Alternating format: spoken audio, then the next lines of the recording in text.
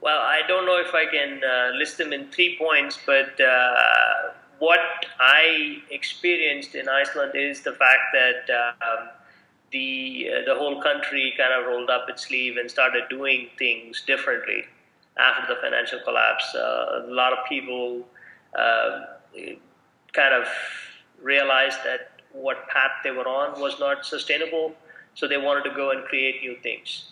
And there were co-work locations that were set up right after the financial collapse where designers, creative artists, entrepreneurs, and people who just wanted to do something new kind of got together and started creating new companies, new ideas, new way of looking at the world. They also even kind of rallied a grassroots movement to rewrite their constitution. So the whole country kind of wanted to reinvent its wealth. And I don't know if that's possible in every country, but that actually changed some view of the world.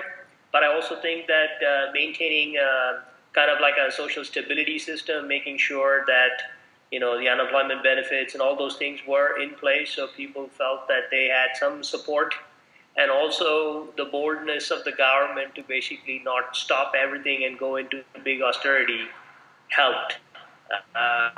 Of course, I don't have any data to back that up, but I think it probably helped because the concert hall was completed, and now the concert hall in Iceland, in Reykjavik, creates a lot more events and meetings and conferences that actually creates more tourists to come to Iceland, and tourism industry has been booming a lot, and it's evident in the last 3 to 5 years that actually has changed the economy in a big way. And of course, having their own currency that they could devalue and create cheaper products and cheaper services also helped.